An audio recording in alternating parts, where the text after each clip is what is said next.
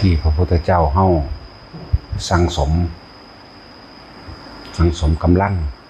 หรือว่าบารมี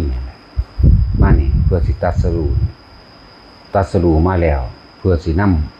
ำวิธีแก้ปัญหาทุกข์โดยสิ้นเชิงก็คือการบ่ให้กลับมาเกิดอีกมันเด้นี่เด้คือจุดหมายของเพิ่น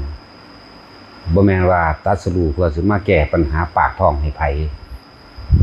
ฟังดีๆแก้ปัญหาของทุกข์โดยสิ้นเชิงบ่มีจักน้อยเลยคือการบ่กลับมาเกิดอีกบ่แม่นตรัสรู้เพื่อมาสิบอกสอนคนเพื่อให้คนนั้นว่าอยู่ดีมีสุขหรือว่ามาหาลาภหายศหาสักการะให้ไผบ่ได้มา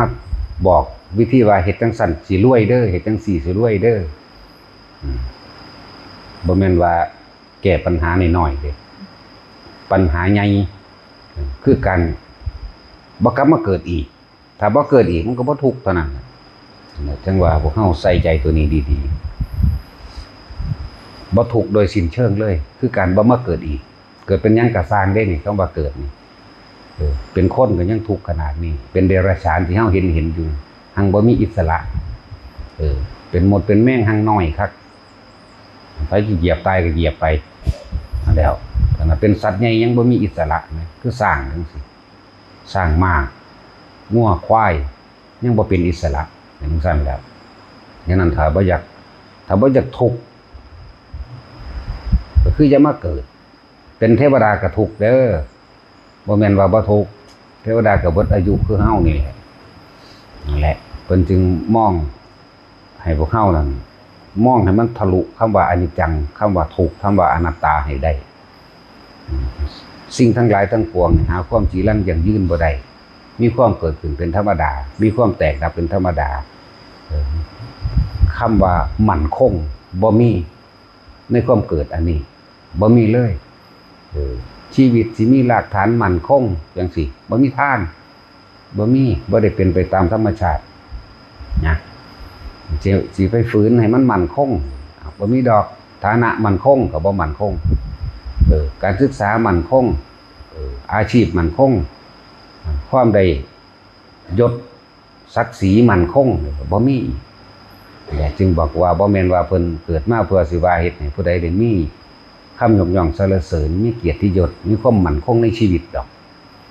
บ่ได้เกิดมาว่าเพื่อสิให้เฮ็ดให้ผู้ใดมารวยสะดวกสบายสนุกสนานบ่แม่นแบบนั้นเพิ่นเกิดมาเพื่อสิแก้ปัญหาทุกข์โดยสิ้นเชิงคือเฮ็ดให้สัตว์เห็นทั้งเบิดทั้งปวงของยอดธรรมมาเลยคืออนิจจังอนัตตาเห็นความบ่จีรังอย่างยืนเห็นความแตกดับเพื่อสิเฮาถอดถอนเห็นตามความเป็นจริงว่าบ่ควรเข้าไปยึดอีหยังจักอย่างอันเกิดมาแล้วนี่เป็นปัญหาเล็กน้อยดอก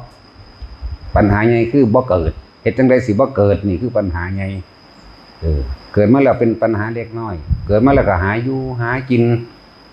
เพิ่นก็เลยแนะแนววิธีทางให้ว่าเฮ็ดจังได๋สิพอประคองบ่ให้เกิดผิดเกิดภัยเกิดการทำลายซึ่งกันและกันมีคำว่าศีลมั่งมีคำว่าทานมั่งมีคำว่าภาวนามั่งนี่เป็นปัญหาหลังจากการเกิดหลังจากมันรับเอาก้อนทุกข์แล้วนะ นี่คำว่าพวกเฮาฟังดีๆถ้าบ่อยากทุกข์ก็อย่าเกิดอย่าไปหายึดมั่นถือมั่นในว่าสิ่งนั้นสิ่งนี้เป็นของกูนั่นก็ของกูนี่ก็ของกูอันนั้นก็เมียกูถ้าหากเมียอีหลีก็อย่าให้เมียเฒ่าที่อย่าให้เมียเฒ่าอย่าให้เมียทุกข์อย่าให้มันป่วยอย่าให้มันเจ็บท้องปวดหัวแม่นบ่ซั่นนั่นแล้วมันจีรังยังยืนอยู่บ่ล่ะมันก็บ่จีรังผัวก็คือกันก็อย่าให้ผัวอันทุกข์ยากลำบากนี่แหละเนาะอย่าให้มันป่วยแหมอย่าให้มันเฒ่าแหมอย่าให้มันตายแหมแต่ว่าผัวกูเมียกูก็เลยลูกกูหลานกูก็คือกันล่ะไล่ออกไปที่พ่อกูแม่กูเพื่อนนี่เห็นบ่อัตตาตัวตนคือความรู้สึกยึดมั่นถือมั่นว่าอันนั้นก็ของกูอันนี้ก็ของกูเพิ่นให้เฮาเห็นความเป็นจริงความเกิดความดับความบ่จีรังยั่งยืนความบ่เที่ยงแท้แน่นอนบ่ควรเข้าไปยึดมั่นถือมั่นบัดนี้มันเกิดมาแล้วได้มีความเกี่ยวข้องกันแล้วถ้าเฮาเห็นตามเป็นจริงแล้ว ตัดความผูกพันออกให้มันเป็นปล่อยมันเป็นโดยธรรมชาติธรรมชาติมันเกิดมันดับ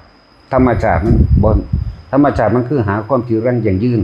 มั่นคงบ่ได้มีแต่แตกมีแต่ดับมีแต่ตายนี่ถอดถอนความเห็นตัวนี้ต่างหากมันเกี่ยวของมาแล้วแล้วเกี่ยวของในฐานะพ่อแม่ปู่ย่าตายายครูอาจารย์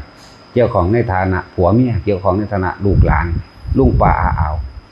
เกี่ยวข้องแต่ไม่ผูกพันเพราะมันเกิดมาแล้ว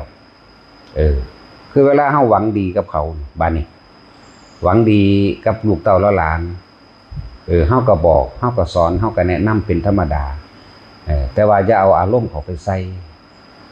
ถ้าเอาอารมณ์เขาไปใส่มันคือเฮาเป็นเองเข้าใจป่ะล่ะคืออยากให้ลูกเป็นคู่คุ้มบังคับหรือหลายๆอย่างที่เฮ็ดนั่นแล่นหาเส้นหาสายหาขายของอันนั่นอันนี้เพื่อให้ลูกหลานเจ้าของได้เป็นดังที่ตัวเองอยากให้เขาเป็นนั่นเรียกว่าผูกพันจากจะบอกเวลาเฮาสิตายจิตเฮาไปของในความอยากให้เขาเป็นอารมณ์เฮาไปเกิดพอใจกับบ่พอใจนั่นพบเกิดมีต่างหากเด้นั่นแหละปัญหาใหญ่เฮ็ดจังใดสิบ่เกิดอารมณ์กับพบเคลื่อนเดียวกันพอใจกับไม่พอใจนี่เฮาเอาสองอย่างโลดนี่สั่นเข้าใจว่าละบัดเพราะว่าผัวกูเมียกูถ้าว่าหักกันหลายถ้าว่าให้มันมั่นคงก็จะให้ผัวทุกข์ตัวกูเมียมักผัวแห้งหลายก็เลยก็ของกูเนาะอย่าให้มันทุกข์อย่ามันไปฮ้อนแดดอย่าให้มันไปหนาวมั้ยอย่าให้มันป่วยเด้ออย่าให้มันไปหันไปหนีให้มันอยู่ในความต้องการของเฮาเองเข้าใจบ่ล่ะสิภาษาหยังกับผู้อื่นเนาะตัวเองก็ยังบ่เป็นไปตามที่ตัวเองอยากให้เป็นนี่ตัวเองร่างกายตัวเองก็ยังบ่อยากก็ยังบ่เป็นไปตามร่างกายตัวเองที่อยากให้เป็นความจริงบ่มีไผอยากเฒ่าได้อยู่นี่บ่มีไผอยากป่วยเนาะบ่มีผู้ใดอยากเจ็บปวดหัวบ่มีผู้ใดอยากปวดท้ายปวดกี่ปวดเหี่ยวดอกบ่มีแต่ว่ามันคือปวดแม่นว่าล่ะตัวเองยังบังคับตัวเองบ่ได้นี่เพิ่นให้เฮาเข้าใจเข้าถึงรู้แจ้งในคำว่าอัตตาตัวตนของเจ้าของเองในคำว่าให้ถอดถอนความยึดเหมือนถือมั่นว่าแม้ร่างกายนี่ก็บ่เป็นของตนภาษาหยังกับผู้อื่นแม่นว่าซะเวลาไปหำมักเจ้าผู้เดียวจังซี่บ่แม่นดอกมันสิตัวผัวก็คือกันเมียคือกันผู้สาวผู้เบานั่นแหละแต่ว่ามักผู้เดียวนั่นปานใดกันมาแล้วมันก็จะให้มันป่วยตัวอย่าให้มันเฒ่าอย่าให้มันไปอีหยังเลยอันอยู่จังซั่นแหละเนาะหรือจังอีหลีนั่นแหละบัดนี้อย่าให้มันตายปะเจ้าของที่แต่ว่าผู้ผัวผู้เมียก็ดีเนาะแต่ของก็ยังตายปะเขาจังซั่นแล้วความหมายคือว่าอยากให้เห็นความบ่จีรังยั่งยืนของทุกสิ่งทุกอย่างของในกายตัวเองก็ยังบ่จีรังยั่งยืนกายตัวเองก็ยังบังคับบ่ได้สิไปบังคับกายผู้อื่นเฮ็ดหยังนักเข้าไปยิ่งกว่านั้นคือการบังคับใจผู้อื่นบังคับความเห็นของเขาให้เห็นตรงตามตนบ่จังสิพอใจจังสิสุขบ่บางทีมันก็เห็นตามกันอยู่แต่ว่าทุกข์คือยังบ่สิ้นไปมีความเห็นลงโตกันอยู่เด้บางครั้งบางอย่างเด้บ่แม่นทุกอย่างดอกนี่เห็นบ่ล่ะคือทุกข์อยู่ซั่นพวกกับเมียเว้ากันจะว่าจังใดจะว่าคือข่อยคือกันนี่แต่ก็พอใจไปส่ำนั้นอันเรื่องอื่นๆบางนี่มันบ่พอใจเนี่ยบ่แม่นบ่ถูกโลดได้บาดนี้ผิดกันได้บาดนี้นั่นผิดความเห็นรู้จักบ่ผิดความเห็นแล้วมีความเห็นบ่ตรงกันถูกแล้วเด้นั่นนี่แต่ว่าบ่ฮู้จักถูกบ่เห็นถูกมีแต่บอกว่าผู้นั้นคิดผิดผู้นี้คิดผิดซื่อเด้บ่แม่นว่าเป็นจังซั่นจังซี่กายตัวเองยังบ่เป็นของตัวเองเนาะจิตใจความคิดของเฮายังบ่เป็นของเฮาเด้มันบ่คิดแซ่อยู่เรื่องเดียวมันบ่ลงโตโดยความเห็นอยู่เรื่องเดียวเด้หลายเรื่องปีนไปปีนมาอยู่เนาะและให้เห็นความบ่เที่ยงแท้แน่นอนให้เห็นความบ่จีรังยั่งยืนของตัวเองนี่ล่ะสิไปว่าหยังกับผู้อื่นบัดจังว่าพุทธเจ้าอุบัติขึ้นมาบ่ได้มาแก้ปัญหาปากท้องผู้ใดมีอยู่มีกินมาล่ำมารวยมีศักดิ์ศรีได้มีอำนาจเด้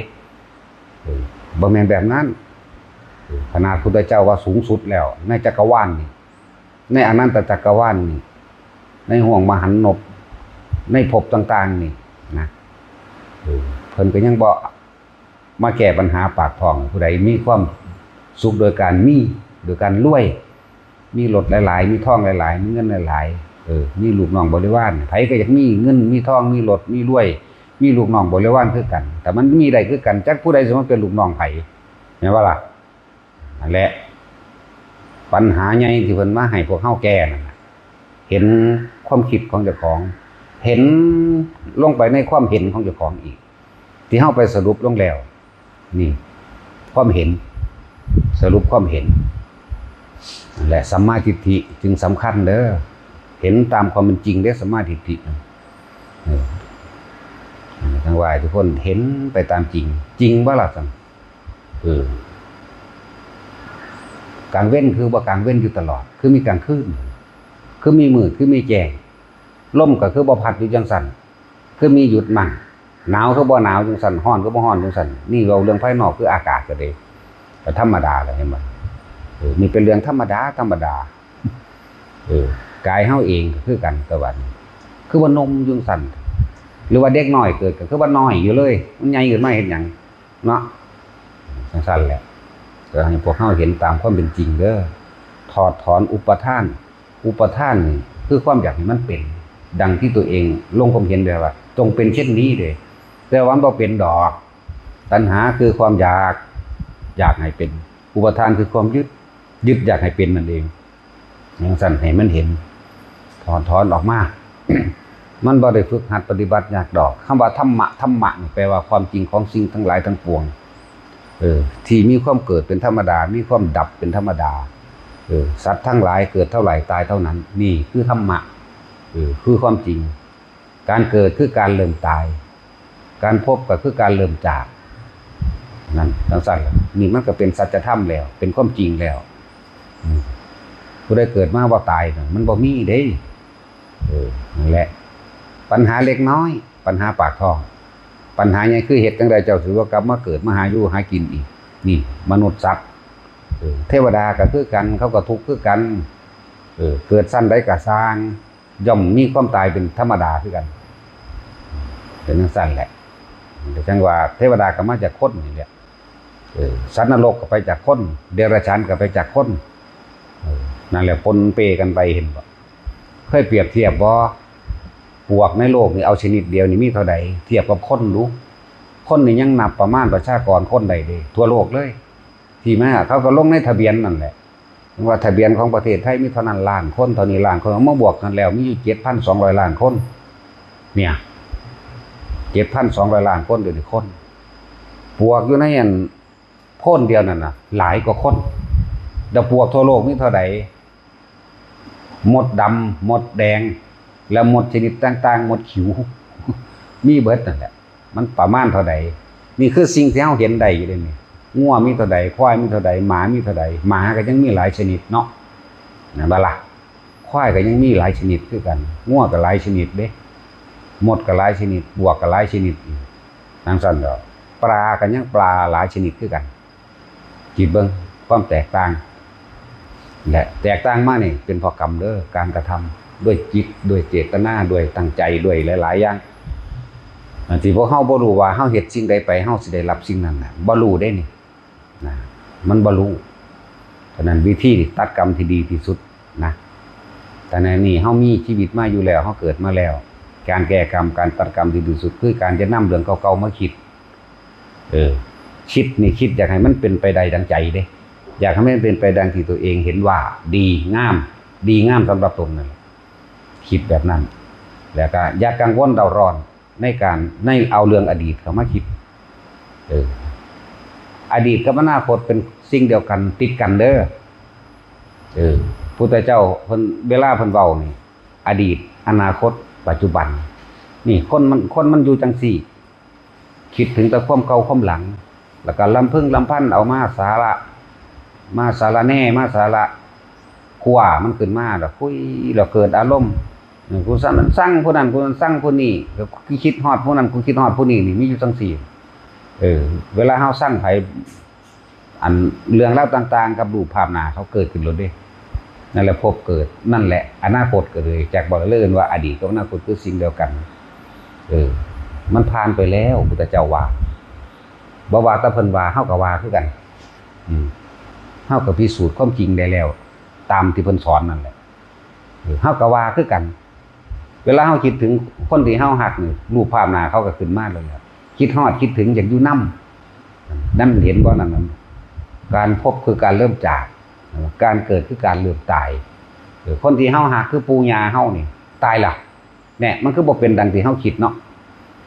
จังซั่นแล้วปู่ย่าพ่อแม่ลุงป้าหมู่พวกลูกหลานตายแล้วเกิดที่หลังเฮามันก็ตายก่อนแล้วก็มีเห็นว่าจังซั่นแล้ว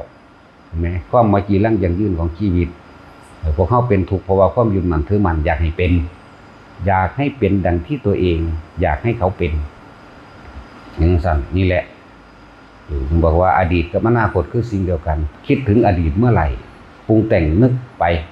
เรื่อยเกิดอารมณ์ความรู้สึกพอใจมั่งไม่พอใจมั่งพบได้เกิดขึ้นนั่นแหละคืออนาคตตายในขณะมีความรู้สึกหรืออารมณ์ค้างในขณะนั้นค้างเวลามันมีอารมณ์โกรธนรกเลยบ่ผ่านดอกพญายมมันน่ะบ่ผ่านอารมณ์โรคเปรตเลยอารมณ์หลงเดรัจฉานเลยมีว่าเป็นกลางๆไว้ได้นี่อารมณ์ดีนึกถึงพระพุทธเจ้าพุทโธพุทโธครับธัมโมสังโฆตายเทวดาก็ไปเกิดทุกข์คือเก่านั่นแหละเทวดาก็เลยเลี้ยงสั่นวิธีดับทุกข์โดยสิ้นเชิงพุทธเจ้าสั่งสอนเฮาไว้แล้วคือการไม่คิดปรุงแต่งแสวงหาในความอยากได้อยากดีอยากมีอยากเป็นหมดความปรารถนาเลยเพราะเฮารู้แจ้งเห็นจริงตามเป็นจริงแล้วเกิดเป็นหยังก็สั่นทุกข์คือเก่าเนี่ยแม้ความเกิดก็เป็นทุกข์โตเดียวนี่คลุ้มเบิดหรอเกิดเป็นหยังก็สั่นได้นี่เนี่ยหลังจากเกิดมาแล้วความแก่เห็นบ่ล่ะความเจ็บไข้ไม่สบายความพลาดพลาดจากสิ่งที่รักอยากได้สิ่งใดแล้วไม่ได้สิ่งนั้นเป็นทุกข์นี่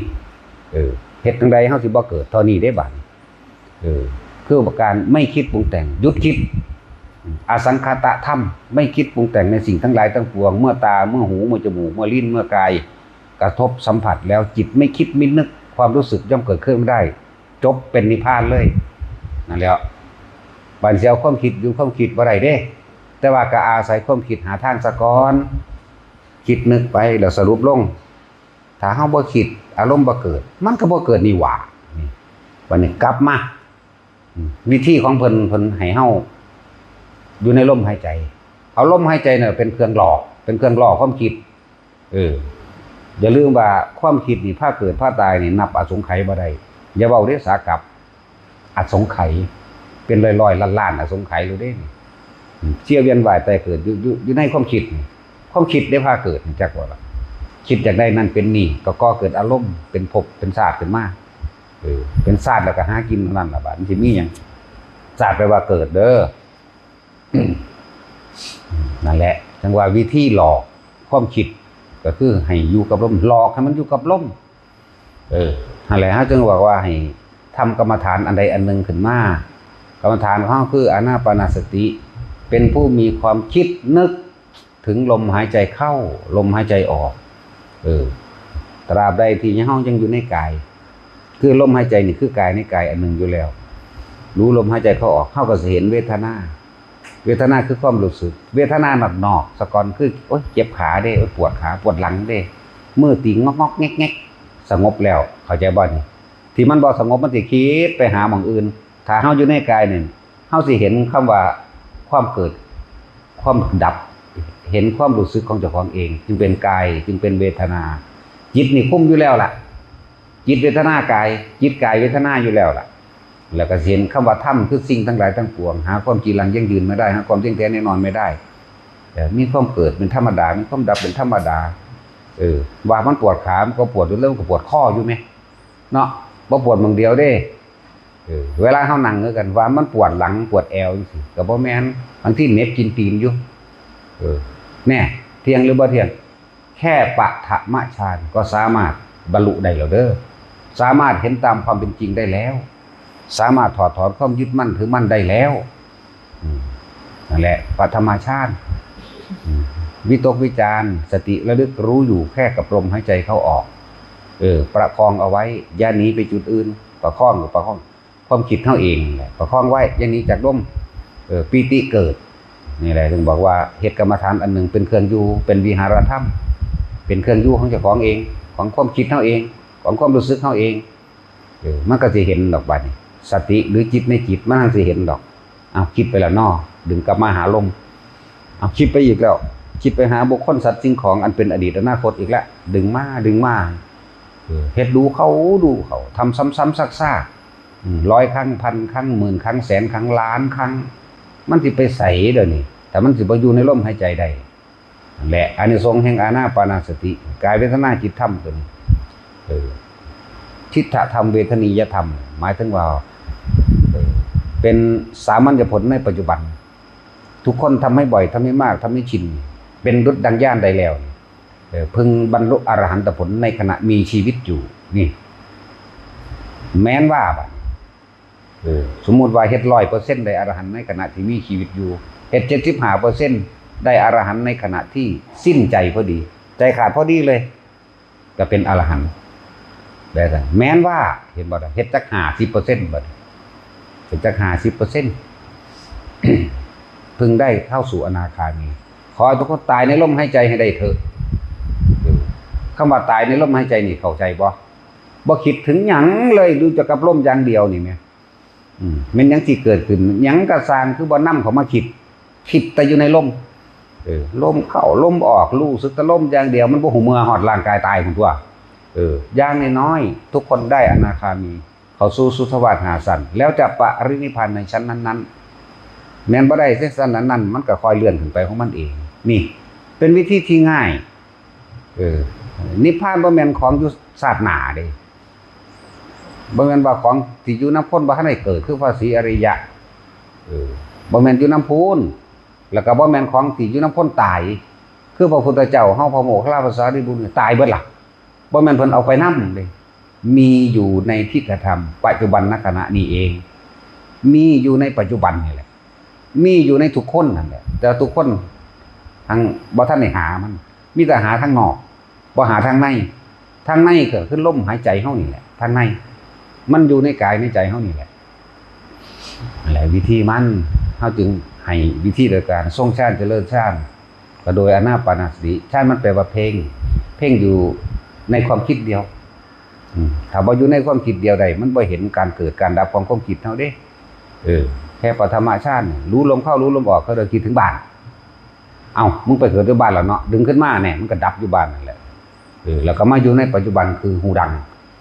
คือลมหายใจเขาออกนี่ปัจจุบันคือลมหายใจเขาออกสติคือลมหายใจเขาออกเด้อนั่นแหละ ศัพท์สื่อเสียงยังจะพามันไปงงหลายกับศัพท์มันเอาแค่ปฐมฌานนี่ปฐมฌานทุติยฌานตติยฌานจตุตฌานเท่านั้นว่าหาตาขึ้นไปหอดอากาสานัญจายตนะอาคินญญาตนะวิญญาณัญจายตนะถึงเนวสัญญาณสัญญาดอกแค่ปฐมฌานมันก็รู้ได้นอกนั้นมันสิเป็นเอาเองขอให้ทุกคนตั้งอยู่ในปฐมฌานให้มันได้เฮาต้องเริ่มต้นให้มันได้อย่าไปขาดคะเนเอาแต่ผลมันหลายมรรคเป็นต้นถ้าเฮาอยู่ในมรรคเดินทางอยู่ตลอดผลเป็นปลายถึงจุดหมายแน่นอนอยู่แล้วแม่นบ่จักได้มันก็ได้นั่นแหละฉะนั้นจึงว่าบ่จักได้ก็ได้บ่จักเป็นหยังก็เอาโลดเฮ็ดไปโลดอยู่แค่อยู่ในลมได้นะบ่จักได้ก็ได้บ่จักเป็นก็เป็นย่างก้มหน้ากู้สู้ไปกรุงเทพบ่เห็นหยังก็สร้างมันก็ฮอดกรุงเทพแต่มันย่างบ่เซาจังซั่นล่ะนี่ก็คือกันบ่รู้หยังล่ะกูรู้แต่ลมกูนี่ล่ะเนี่ยกูสู้อยู่นี่แหละมันบ่มาเกิดดอกมันฟังมาหลายแล้วธรรมะก็ดีข้อคิดความเห็นต่างๆฟังมาหลายแล้วก็สับสนไปหลายๆคือกันหลายอย่างสมาธิมันแปลว่าตั้งใจนึงเด้มันบ่ได้มีหยังมากเลยอันนั้นแก้ความสงสัยดอกคณิกะอุปจาระสมาธินั่นสิเฮาแก้ความสงสัยแก้ความสงสัยที่มีน้อยในการก่อนที่เขาเจ้ามีความเห็นกันสมาธิแปลว่าตั้ง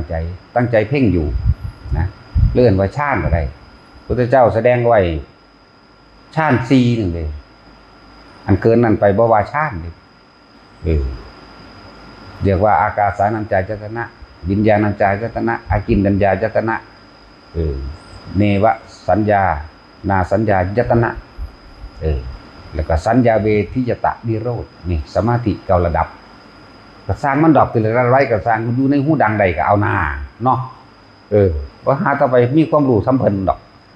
หั่งรู้หลายหั่งฟุ้งหลายหั่งน่าสงบเนาะแม่นว่าสัตว์มาฆ่าแปะอยู่หั่นนี่แม้ทางดังเข้าทางดังออกนี่แม่เข้าใจว่าวืดวาดนี่ก็รู้สึกตัวทั่วพร้อมในปัจจุบันในขณะอยู่กับแค่ลมหายใจมันเนี่ยรับต้นแรกแต่เฮารู้สึกตัวในลมหายใจปีติมันเกิด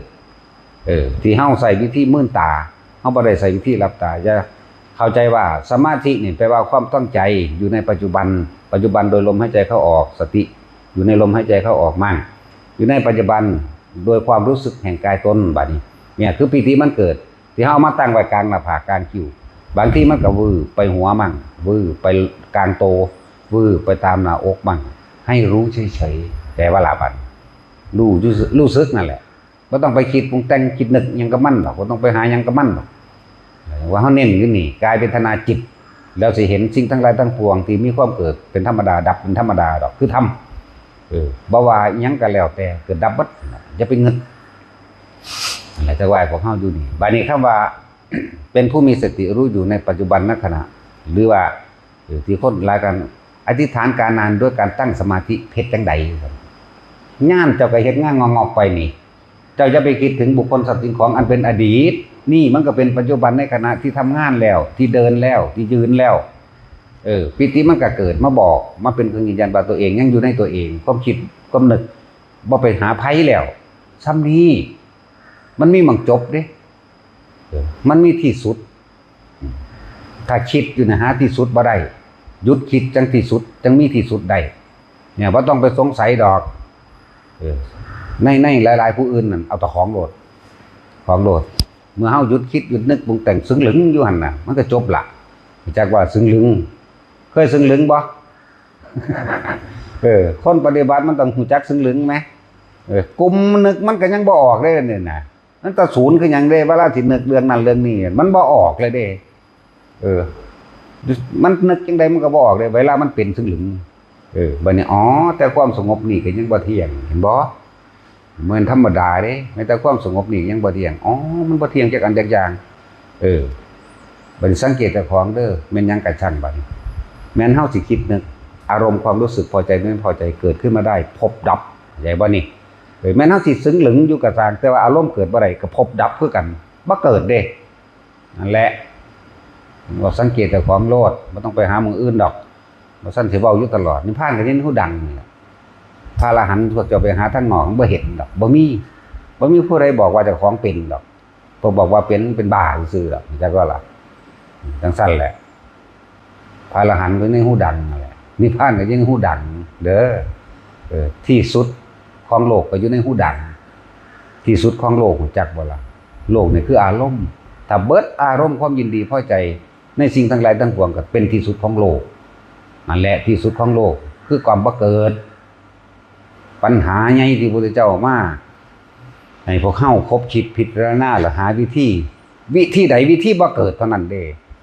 บ่แม่นว่าเพิ่นเกิดมาสิมาเสกสรรดลบันดาลให้คนนั้นมีเกียรติยศศักดิ์ศรีมีเงินมีทองมีความสุขสบายเด้บ่แม่นแบบนั้นนั่นแล้วพระพุทธเจ้าเลิศประเสริฐในไตรภพล่ะภาษาหยังกับแขกภาษาหยังกับนาคภาษาหยังกับขี้เข็บภาษาหยังกับแม่งงอดตัวคนไปถือภาษาหยังกับแม่งมุมเอาอีหลีนี่แหละมันแม่นบ่ล่ะพวกเจ้าว่ายันแมงมุมมหาลาภหาลาภแมงบอกโดยเฉพาะพวกภิกษุนักบวชเอาไปเฮ็ดแนวนี้กูศูนย์ขึ้นโลดจักบ่ล่ะเอาผ้าเหลืองเพิ่นไปหาอยู่หากินโดยความคนเชื่อถือเด้ผู้ใดเห็นเขาก็ว่าพระก็เด้แพะก็มีหมาก็มีมันแม่นแต่สั้นๆเด้เนาะจังซั่นแหละเคยเห็นบ่ผ้าเหลืองห่มหมาซั่นแหละจิตใจหมาจักบ่เห็นแก่โตถ้าบ่ผิดใจมันกัดโลดเด้มันกัดเด้อีหลีนั่นแหละให้เห็นความลึกเข้าไปในความยึดมั่นถือมั่นตัวเองเด้อไผก็ดีตราบใดที่เฮายังมีอารมณ์ความรู้สึกพอใจดีใจเกิดไม่พอใจเสียใจครับแกนใจเกิดจักบ่เกิดคือเก่าจึงบอกว่าเครื่องวัดนะเครื่องวัดของตัวเองวัดว่าเฮาสิไปเกิดหรือบ่ไปเกิดก็คืออารมณ์นะเพียงสั้นว่าทุกคนสังเกตตัวเองโลดสังเกตลมหายใจตัวเอง ก็ต้องไปสังเกตอย่างเครื่องหลอกความคิดก็คือลมหายใจนี่แหละอานาปานสติมีผลมากมีอานิสงส์มากผลใหญ่อานิสงส์ใหญ่แม้นผู้ใดบ่ได้อรหันต์ขั้นใดกันหนึ่งก็ตามหรือขนาดว่าแม้นว่าเฮาเฮ็ด25%เด้อบัดนี้บ่ได้อนาคามีก็สร้างไปตกในเทวนิกายอันใดอันหนึ่งบางคนก็ได้โสดาบางคนก็ได้สกิทาคาเข้าใจบ่เนี่ยมันเป็นตาเฮ็ดเด้นั่นแหละเฮ็ดไปเถอะเฮ็ดเล่นๆลั่วทั่วตะไปก็เฮ็ดหน้าเฮ็ดจัก25%พวกนั้นก็เฮ็ด100เฮ็ด75%เฮ็ด50%กูเฮ็ดจัก25%นั่นแหละมันบ่หนีไปไสดอกหน้านั่นแหละเป็นจังซั่นนั่นแหละทุกคนพิจารณาแต่ของอะไรบางพิจารณาผู้อื่นดอกพิจารณาแต่สิ่งที่อยากให้เห็นแจ้งเห็นจริงตามความเป็นจริงเลยให้ทะลุปูโป่งเลยเนี่ยคืออนิจจังอนัตตาเด้อยอดทั้งเบิดแม่นเพิ่นสิแสดงอริยสัจ4ก็ลงอนิจจังอนัตตาแสดงอนัตตลักษณสูตรก็อนัตตาตรงๆเลยล่ะเห็นบ่ล่ะแสดงอธิตตปริยายสูตรว่าด้วยของร้อนตาเป็นของร้อนหูเป็นของร้อนจมูกเป็นของร้อนรูปรสกลิ่นเสียงเป็นของร้อนร้อนเพราะราคะโทสะโมหะและสิ่งทั้งหลายทั้งปวงนั้นมีความเกิดขึ้นเป็นธรรมดามีความแตกดับเป็นธรรมดาลงอนิจจังอนัตตาเบิดไหมนี่ไหมจะไปคิดอีหยังมากผู้คนกับจักตัวเห็นคนตายมาหลายครั้งก็ได้ซากลากนั่งแต่ของบ้านตายอยู่เดียวนี้ดีตัวบ่ตายก่อนเนาะจังได้ยินแนวแบบนี้ถ้าตายไปแล้วก็เสียใจด้วยสิบ่เฮ็ดอีกแล้วคุณจมอยู่ในนรกคุณเห็นบ่ล่ะมันบ่แม่นน้ำร้อนธรรมดาเด้มันคือน้ำต้มเหล็กจักว่าล่ะอันพวกว่าสิบ่เฮ็ดอีกแล้วสิบ่เฮ็ดอีกแล้วเวกก็สร้างแม่มึงแล้วมึงจมอยู่ในหันมึงไปคิดได้แม่งยังต่อตายเนาะตอนเป็นมึงคือบ่คิดได้นั่นแหละแต่ละคนเด้อนั่นแหละเอาพอละ